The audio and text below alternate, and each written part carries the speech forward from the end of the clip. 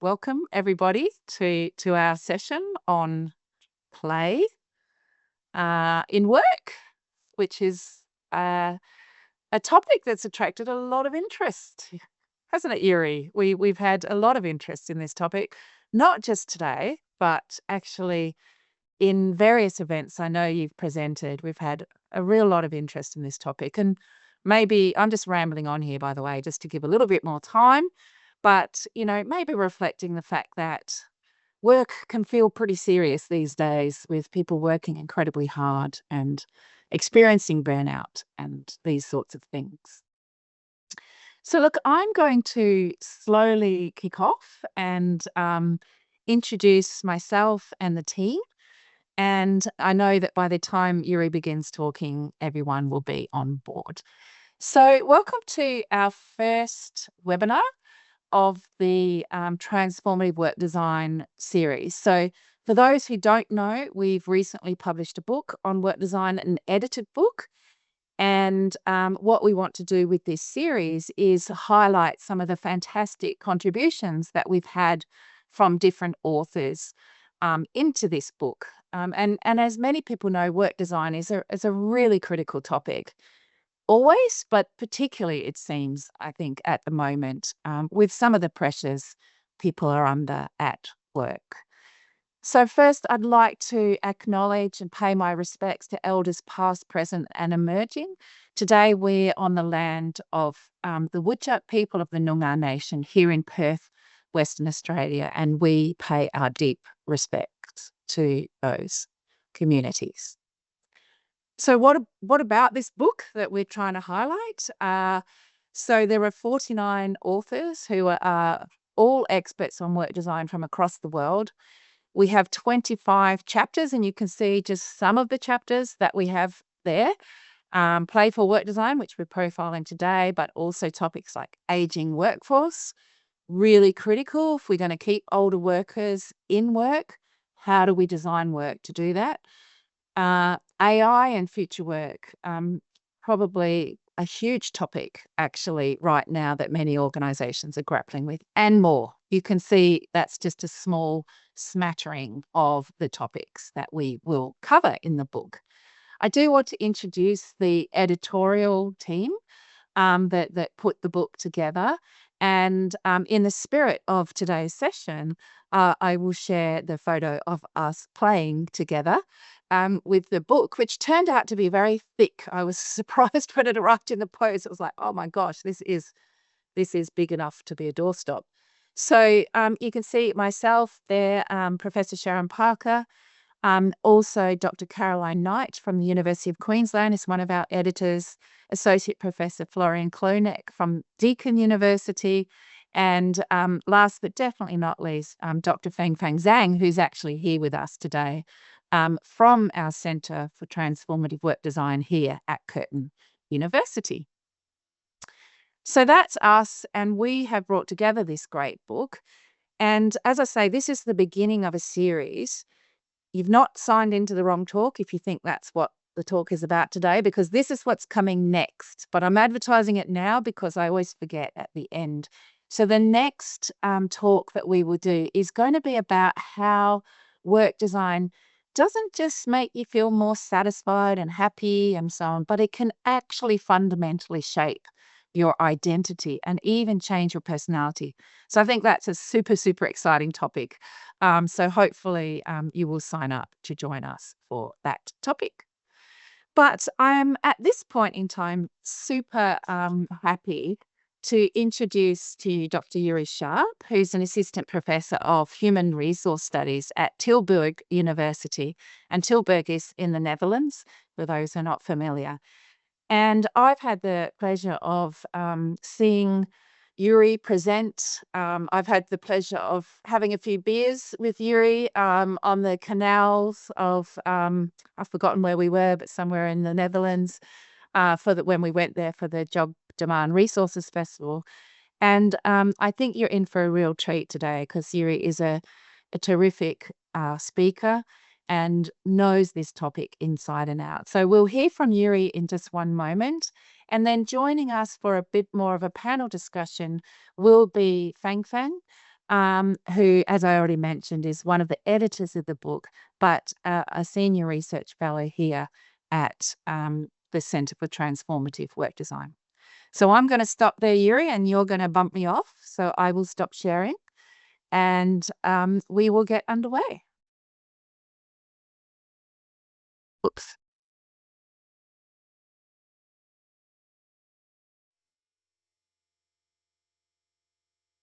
Perfect. I think we can see that. That looks great. Yuri, you unmute. Oh, yes. But Yuri, you're going to have to unmute yourself. Thank you so much. Very important. All right. Okay. Can you see it?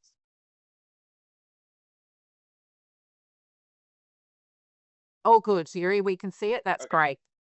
Okay, let me start. Thanks so much. Let me start with a familiar problem.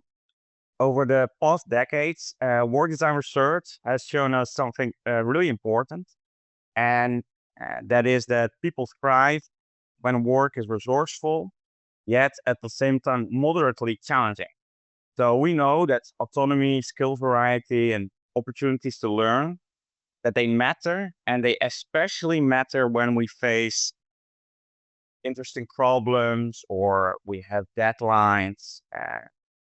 And yet, at the same time, even when jobs are very well designed with uh, a lot of great tasks, there are tasks that we have to do that do not inspire us.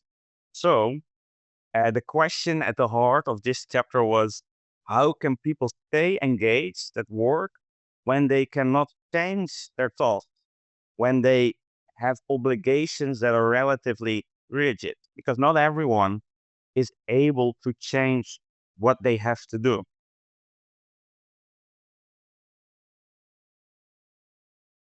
So today, to answer that question, and that is why I have this picture of Superman, I want to talk about a superpower and one that everyone has the capacity for.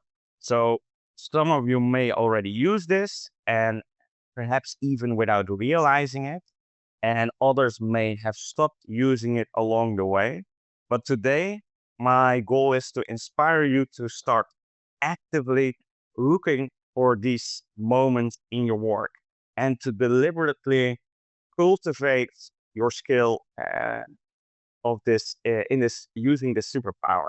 So this is all about enacting the crevices or the room that exists in almost every activity that we do. So in sports, in studying, in the chores that we do at home, and even in work activities. So a way of enacting those moments of freedom is play. So my name is Yuri Skarp, and today I will briefly talk about why it pays to play during work activities. So this is something we refer to as playful work design. In a chapter, Arnold Bucker and I wrote for the book of Sharon, Caroline, Florian, and Tom Fogg. So we have been studying this topic for a decade now, and I still find it extremely fascinating, and not necessarily because we know so much, but especially because there is so much to discover, which I personally find extremely surprising because, after all, since we see play in other species, it is older than humanity itself. And yet we know relatively little about the role of play at work. So that is why I love talking about it as well. So a big thank you to Sharon and everyone at the Center for Transformative Work Design for organizing this session. Okay, so let's start with the most fundamental question.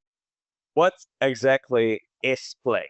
So when we consider these activities like drawing or an engaging role play or even a humorous conversation, we recognize these as playful activities. In a similar way, We recognize rock climbing or solving a puzzle and playing soccer as playful activities. And some of these are referred to as games, right? But I want to kind of nuance that perspective as that play is not necessarily a quality of an activity, but it is more about how you approach and perform an activity. That is kind of the key idea. And that is also how you can then actually use it to approach and perform any type of activity, including work. So this approaching and performing, and we can kind of see this as a way of doing. So it is about how you approach and perform an activity and not necessarily about what the activity is. So it's a process of cognition and behavior that can transform the experiential qualities of an activity. So when people experience or evaluate something as playful, we notice that several elements come together.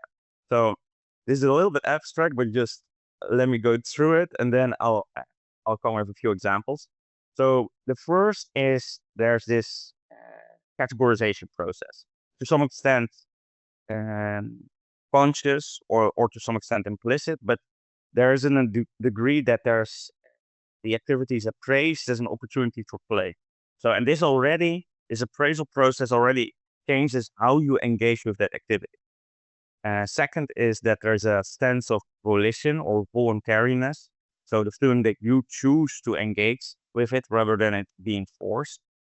There's also a process focus. So there's really an attention to doing the activity than necessarily what are these consequences.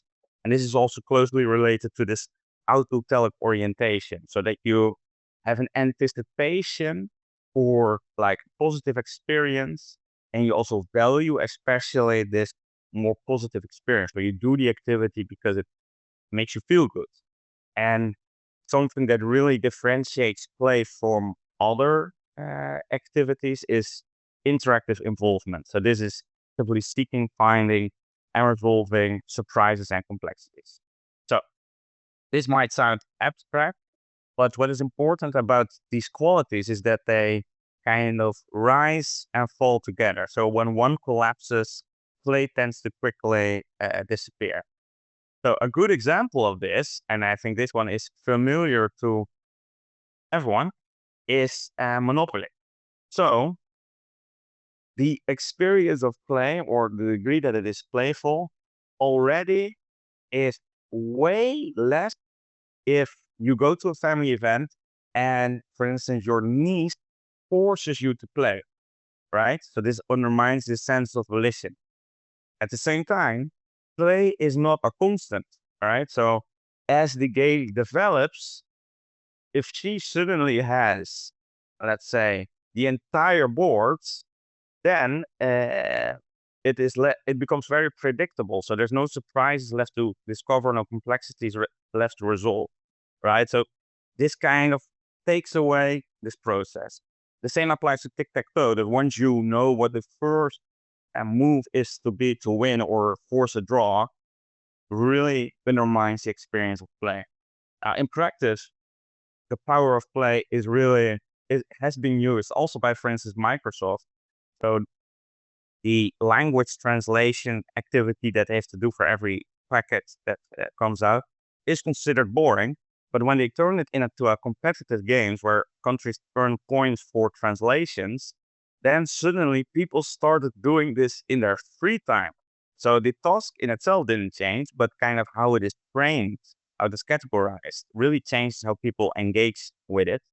And this is also has been shown in several experiments where you have one group that gets a normal instruction and the other one a more playful instruction. That's like, okay, it's kind of an opportunity for play. And this already changes how they afterwards evaluate it in terms of intrinsic motivation, but also the time that they spend on it. So applying this idea to work activities, that's what we see as playful work design. And in addition, based on philosophy, we derive two fundamental dimensions. So these are kind of what you saw just now, ludic play and agonistic play. So they have the same foundational ingredients, but they differ somewhat in the expression and the consequences. So designing fun is more about integrating ludic play, such as humor, fantasy, narratives, and creativity to cultivate the experience of cheerfulness, entertainment, and fun. And on the other end, you have design and competition, which is more structured and goal-oriented. And this is about proactively introducing agonistic play, such as striving, micro objectives, and other complexities. So in this sense, tasks become like a series of challenges, through segmenting tasks, keeping score, testing predictions, and kind of calibrating the difficulty level to create more drive and momentum. So what makes playful work design unique is where it happens. So in contrast to other forms of play, this form of play is enacted inside the task. So this is about approaching and performing a work activity playfully, right? So you can add work to a session of ping pong, which is outside of work activity, but playful work design is about approaching and performing work activities playfully. So what you can do in this sense, we just talked about multiple forms of ludic play and agonistic play. We talk in a chapter about that you can combine multiple forms of ludic play in terms of bundling. So you might use humor in addition to a narrative. And at the same time, you can combine ludic and agonistic play in what we refer to as bundling. So, for instance, where you use humor and you set a challenge for that humor. And finally, what we also talk about is that it's not necessarily a constant throughout the day, but it is also about alternating between tasks. So it's not about approaching and performing your entire occupation playfully. It's more about that for certain tasks, it fits very well, and for others, it doesn't, right? So this is kind of the idea that it's nest in a side of activity, but let me make this a bit less abstract by sharing a few examples that are from the literature and from workshops that we have given about playful work design. So, take for instance a bus driver. So you might say to yourself, okay, this is not necessarily a very playful occupation, but in an interview study, they first identified the people that were extremely engaged with work, and after that, they kind of asked them, "Why are you so engaged?" And in this particular example, the bus driver said, like, "Well, I don't just drive from A to B. I kind of approach and perform every ride as a kind of a game, a small challenge to drive as smoothly as possible with the least amount of sudden deceleration." So this is a form of design competition. And an example of a delivery worker could, for instance, be like that. Instead of just bringing the food to someone, that they frame it with an amusing narrative, like a secret package, and then they also combine it with a sense of humor of noticing amusing incongruities with this narrative. This would be example of this bundling. And a cashier is something that I also did myself a lot when I was a cashier back in the day, was to challenge yourself to make everyone laugh at least once. So you are still doing the work, but at the same time, you are making it more enjoyable for yourself instead of just scanning the entire day, right? An interesting, also personal observation here was I worked in two different supermarkets where in one of them, they really valued customer service. And in the other one, they really valued that you just scan as fast as you can. So me designing fun and using humor was not really appreciated in the one where they just wanted speed. And it was valued a lot in the one there where they focus more on customer service. But an example of design and competition for a cashier could be that they try to keep their lane more empty than that of their colleagues. So then what they observe in their colleagues becomes also a moment of feedback that without the play doesn't exist. And this one would align more with the organizational objectives. And another example from practice was an accountant who used the items of every invoice to create and using a narrative why they were there. So then every invoice becomes an interesting discovery. And one of my personal favorite examples was this security officer in a retail store.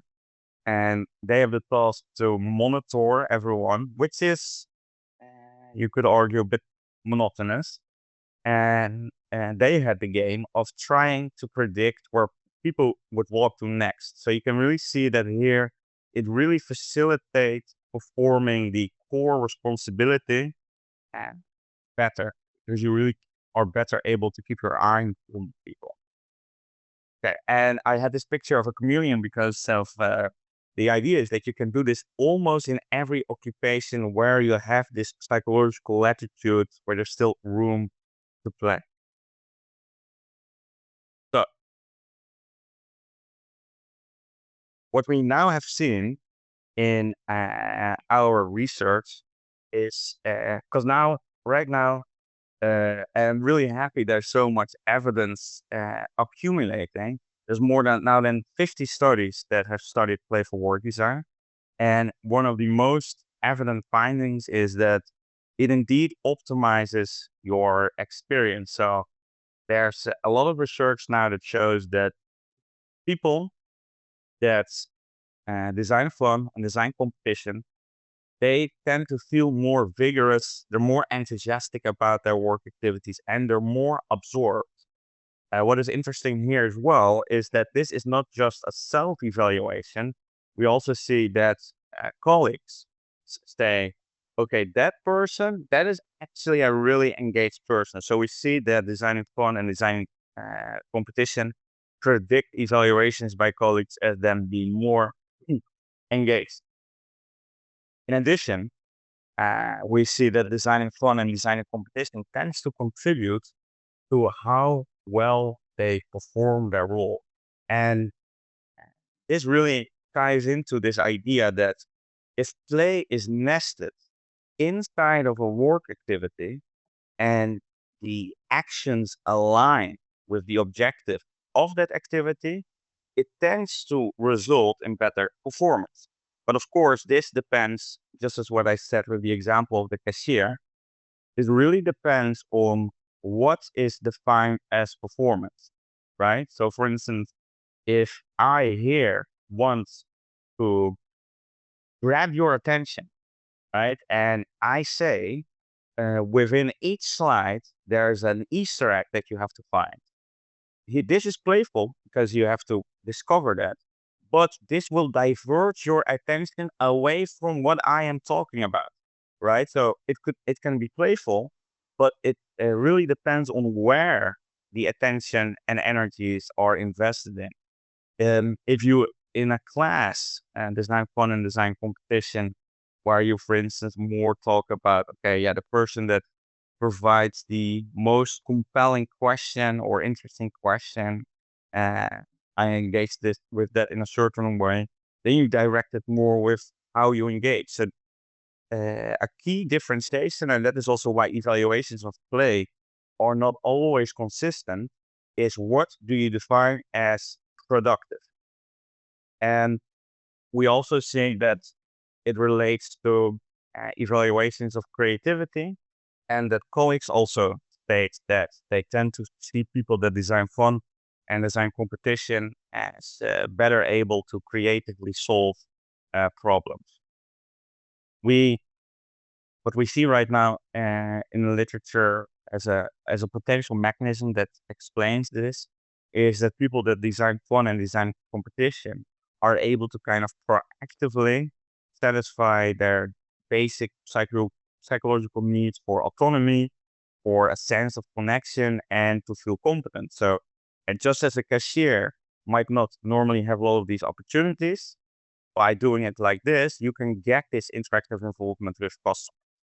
And we also see that what is really important is a fit with either the person. So it works better for certain people with certain traits, playful traits, that kind of signal that they are better able to and they have a preference for being playful.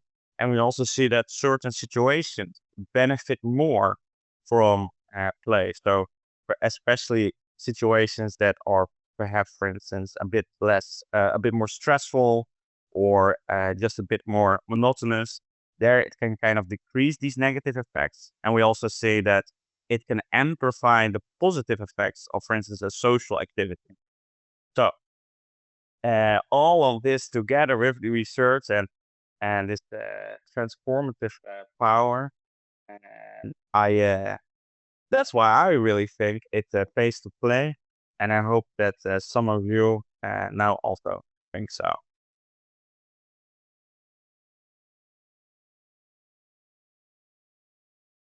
Thank you, Yuri. So have you finished? Yes, lots of claps there. Thank you.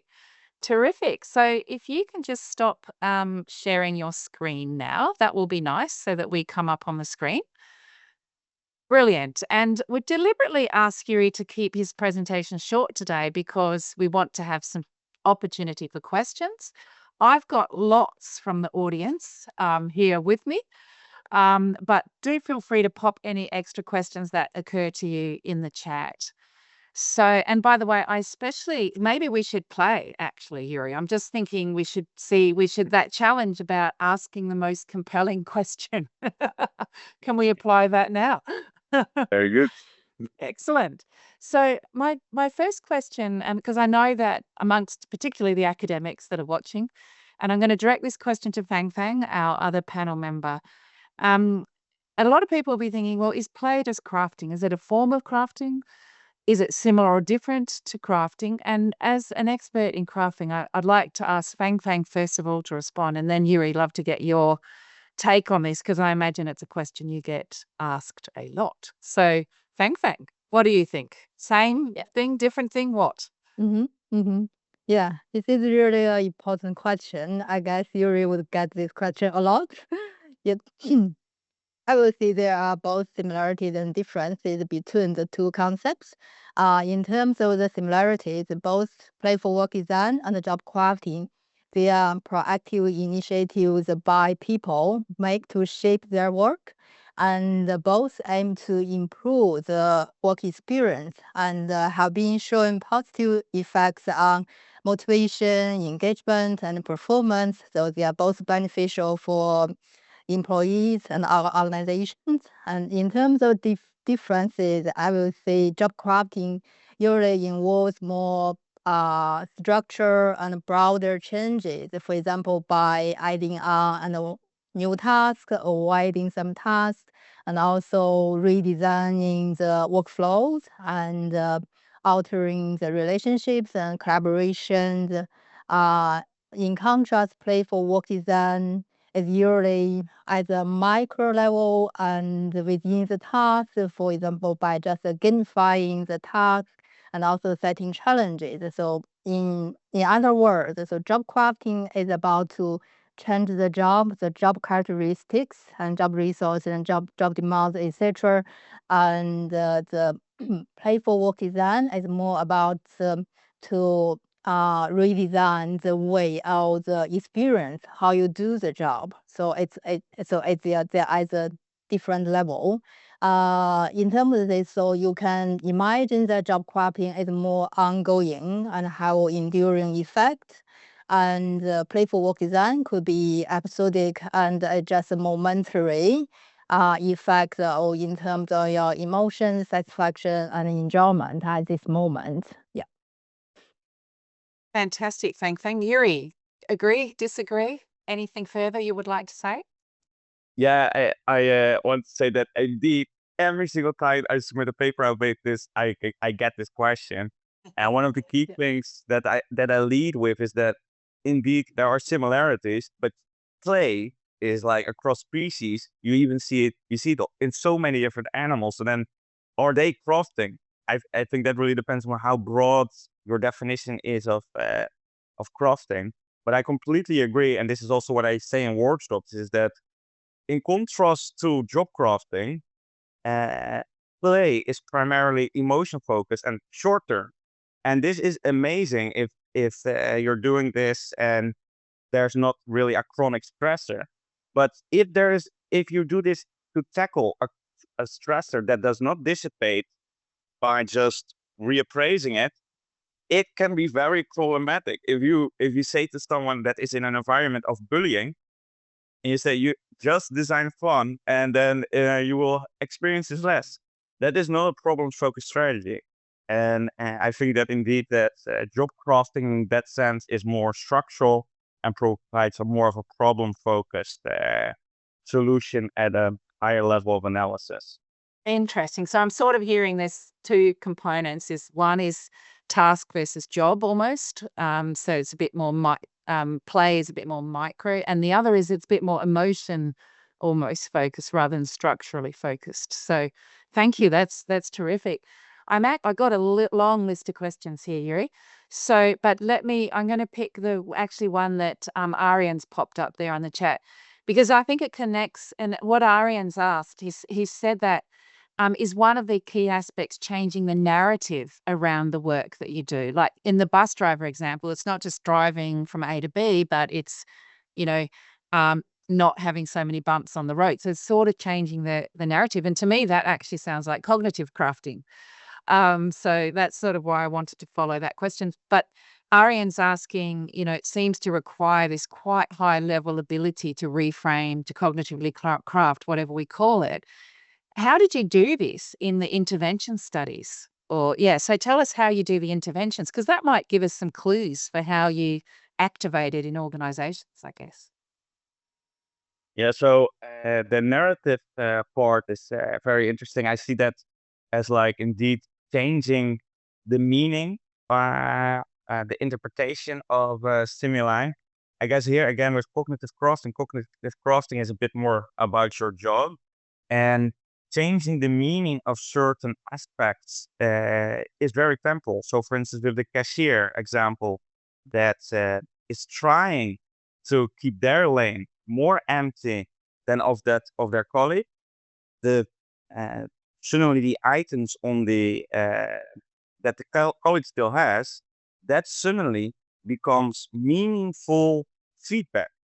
But the moment that they stop playing, completely dissipates. And this is again what we talked about with the structural component.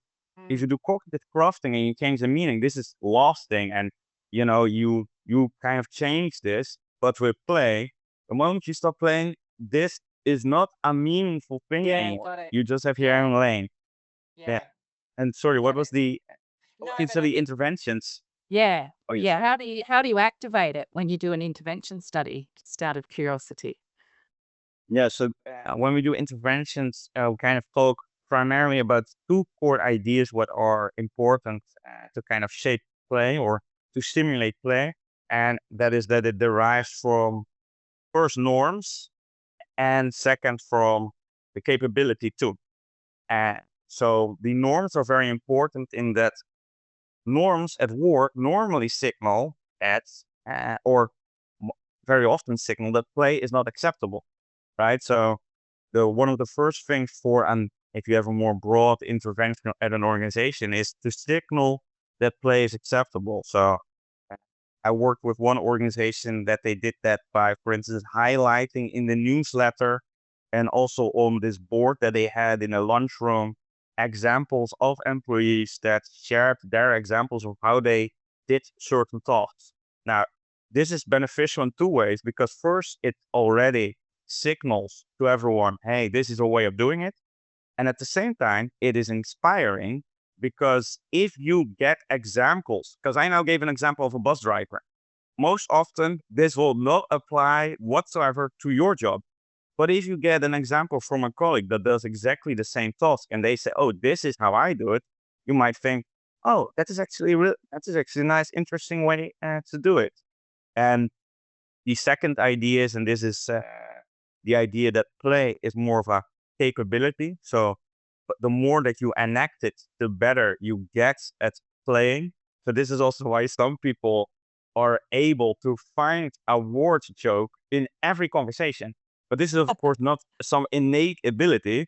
This playful capacity is something that they have developed through iterations and again and again and again. So we also say in the workshops, like, hey, we're giving you these principles. You have to now go out in the field, experiment with what works for you, and keep going at it. Because it's not something that, oh, now that I know it, now I have this knowledge structure, now I'm just extremely good at it. This is something that has to be developed over time.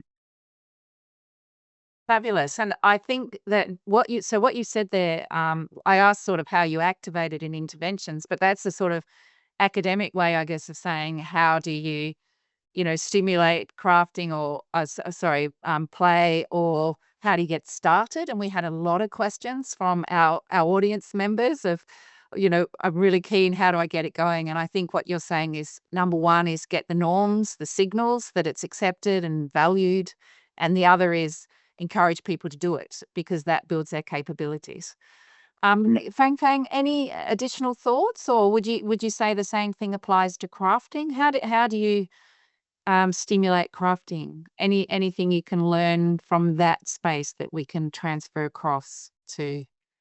I think for the craft intervention, usually the first is to boost the motivation to admit that to let people know how crafting could benefit their job, especially for the job is not universally designed for everyone, especially with a lot of changes and uncertainty in the job. The organizations and managers could not make sure that the job 100 perfectly aligned with each person, their preference, their needs, their skills, their strengths.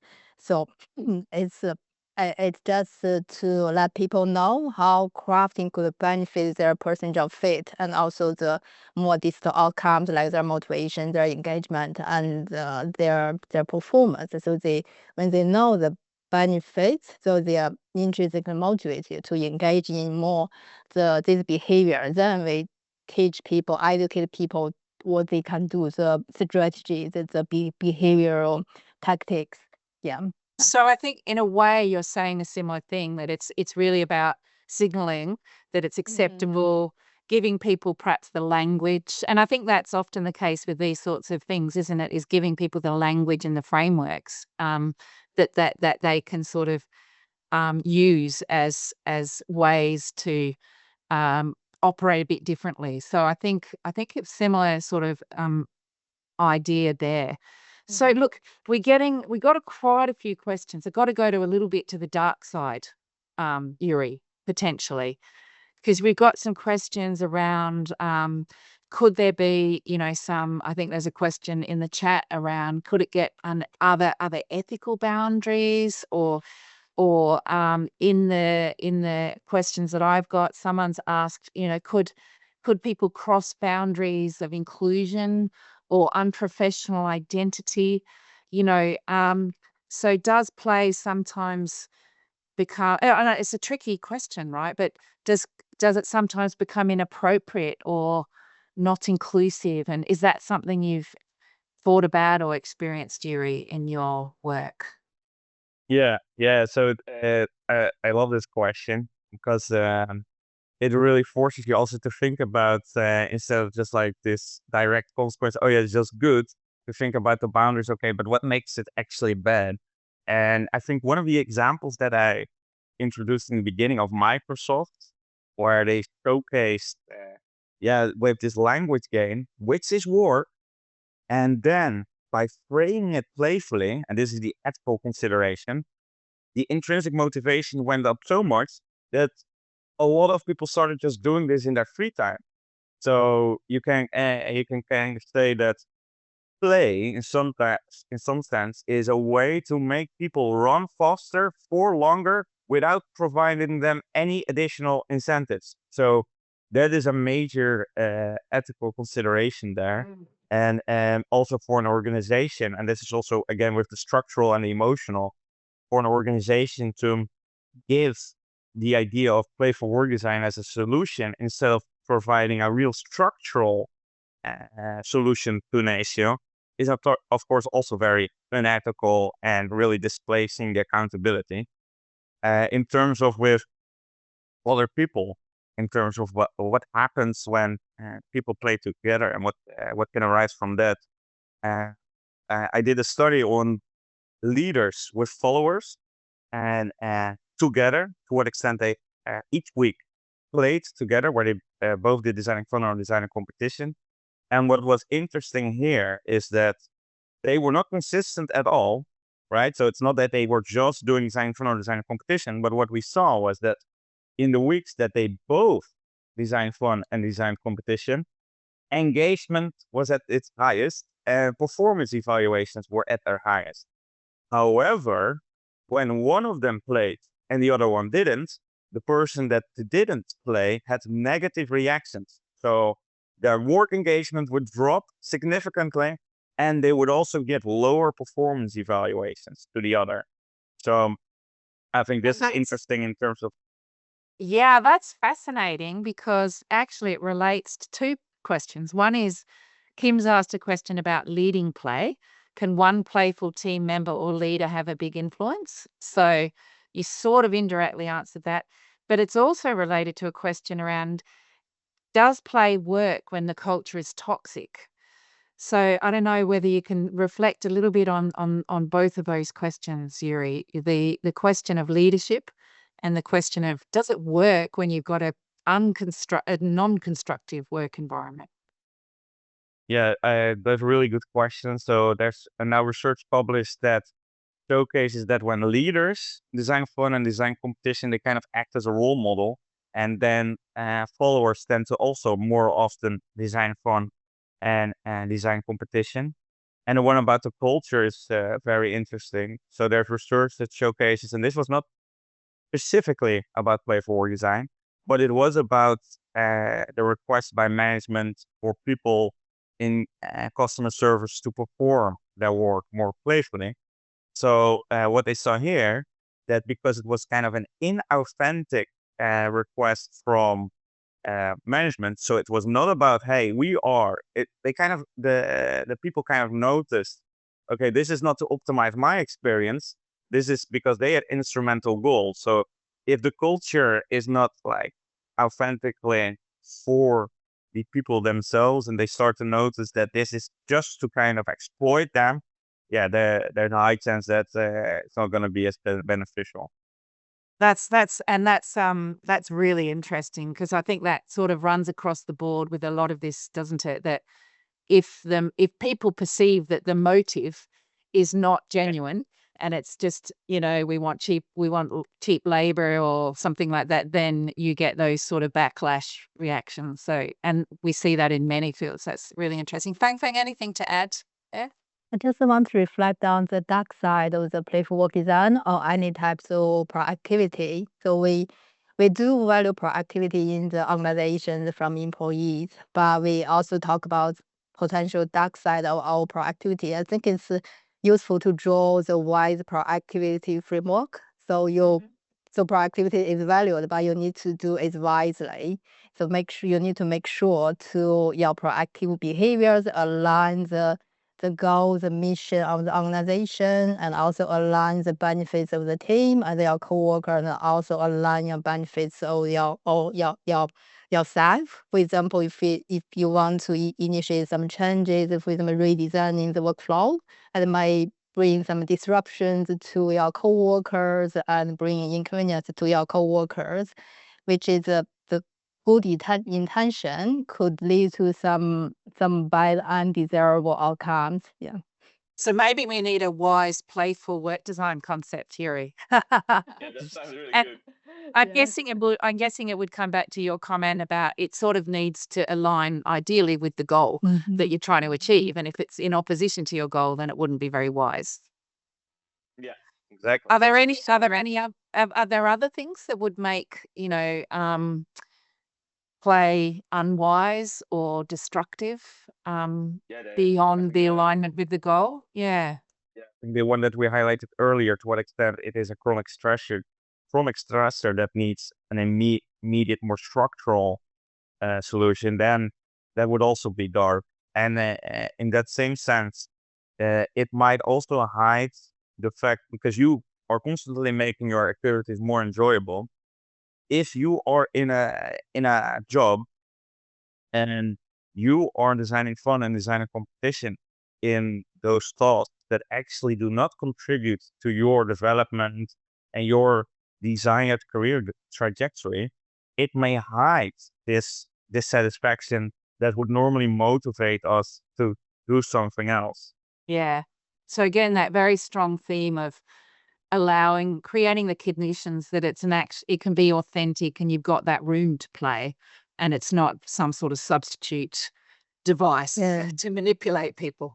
And I agree with Yuri that for some environments or industries with high demands and insufficient resources, we could not just put the responsibility to the employees, asking them to take an initiative like playful work design or job crafting. So the formal top-down initiatives and changes are required, and it's organization and managers' responsibility to create the good quality work for the employees. So I think that's a good point, just to segue to another question, which is this one about what sort of conditions or culture do you need to have?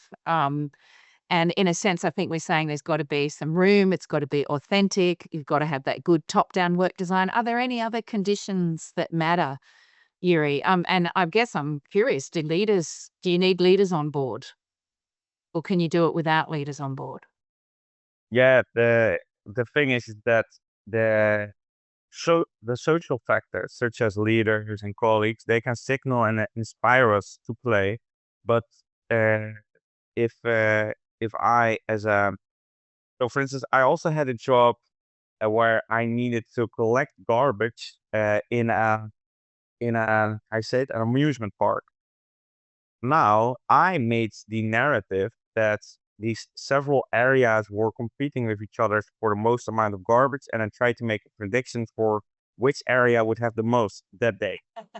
Amusing to me, nobody knows. So it really depends to how closely you work with other people, how visible the expression of that play can be observed by others. Because some play is relatively covert, like this example that I just gave. But the one that is scanning the articles, right? Then you see, oh, they're moving quite fast, or they're making constant jokes. That's also very overt. So then Yeah. for those types of play, then it might be the case. Yeah, okay, then you would need the support of management to enact it. Yeah. So some sorts of play are just things you're doing in your head, no one would even necessarily know. Others are a Yeah. bit more visible, a bit more social. One question here has come from someone. They said, "Playful work sounds fantastic, but there will be resistance from executives, particularly in government, to the idea that work should be less serious." Do you have any practical advice for building support? And I can see an argument where you might not even need support, but when you work with organizations around play, do you try to get the managers on board? And if so, Yuri, how do you do that? Yeah, so this is also, again, a principle of alignment or fit with their culture. So if you have an organization that has a culture that is completely against any type of play, the first thing you can do is try to tackle where it comes from. So perhaps they see play as something that always diverts attention away. So because they have the idea that play is equal to ping pong, and they say, okay, we don't want to facilitate that. Then you might be able to tackle that by saying, no, but we are talking about play that is embedded in a task. If they then say, hey, well, we are very against people approaching these very serious tasks playfully because we still think that it's bad for performance, then you can perhaps guide them to the research that showcases that actually for tasks in general, it seems to facilitate the performance.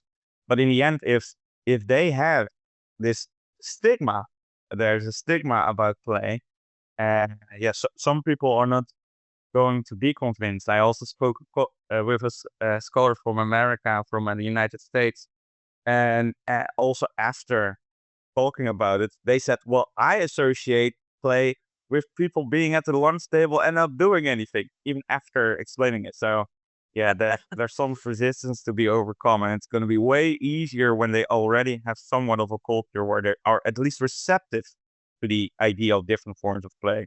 Yeah, that makes sense, and I'm really seeing that strong theme of, it's needs to be authentic, and I guess this question, you might have already answered it, so just say if you have, but here's a question. Healthcare settings are very intense, critical decision-making, fast-paced, no room for error.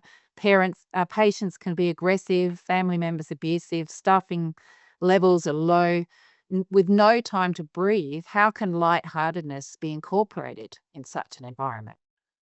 Yeah, so this is a really good question, and I've also been at a healthcare organization where I shared these principles of playful work design, and then they also shared that in terms of interactions with clients, uh, uh, some of them did do design fun, but they said we really don't see any room for design and competition because there is already this really high amount of pressure. So this ties back into the idea that I started with about that it's about enacting these crevices of freedom that exist in every task.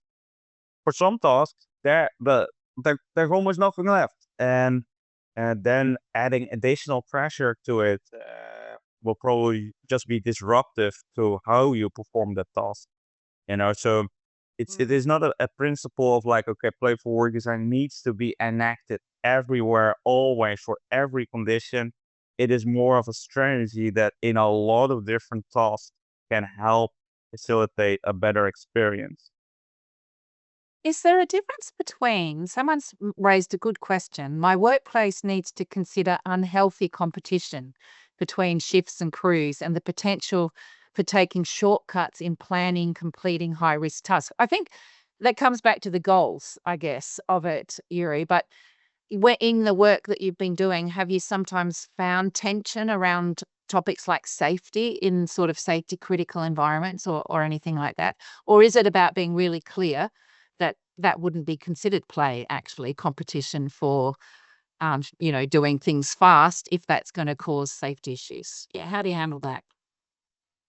So this is a really interesting a point about competition. So this is also why when I was talking about design and competition is that it's mostly with yourself and sometimes with others. But the idea is that when we look at these core qualities of play, and one of them was this autotelic orientation. So you do it primarily for the positive, anticipating like these positive emotions and enjoying yourself.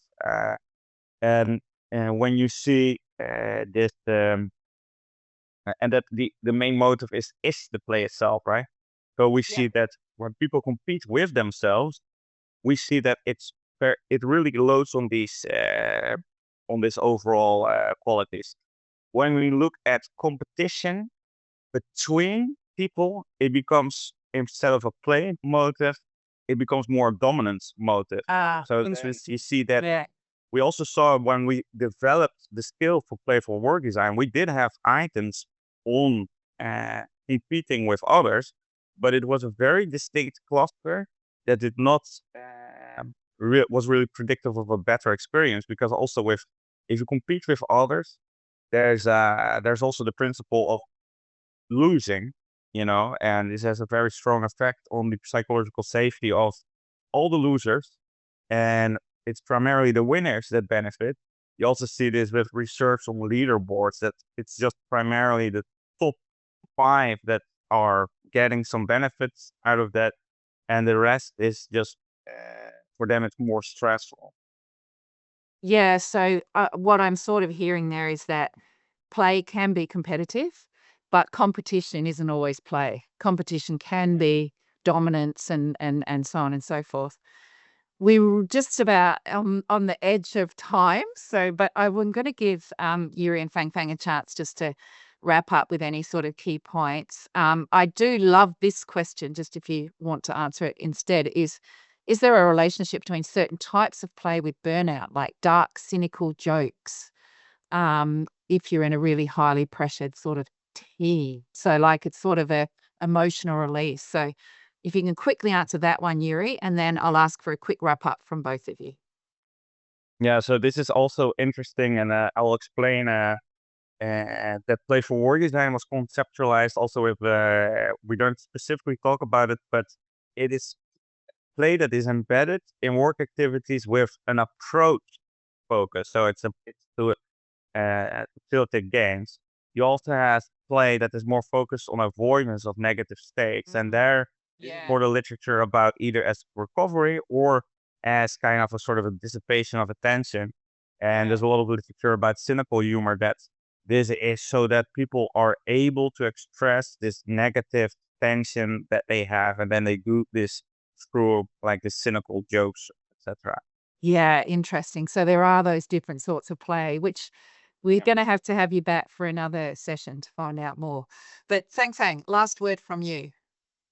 Okay, we've talked a lot about the playful design and the job crafting, the personal initiative that help to reshape their work experience to be more positive.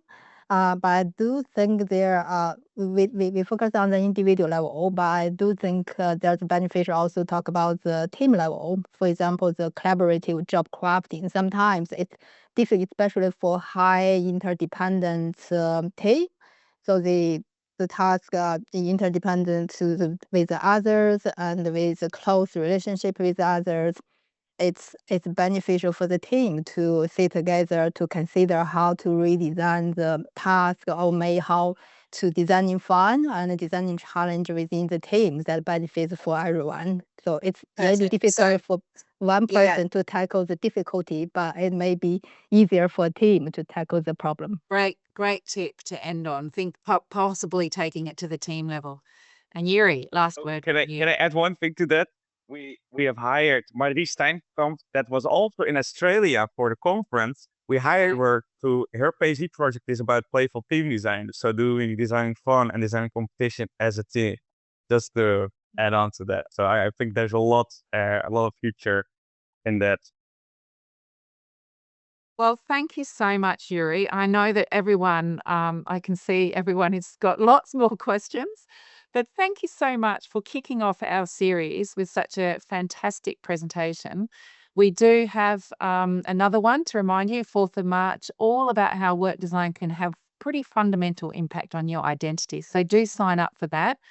But we will make sure that you know where Yuri's research can be found and have his link to his website and so on, so that if you want to delve a little bit more deeply into some of those topics. We've got 1 minute left, Yuri. Would you like to give a 60-second last plug for play before we sign off?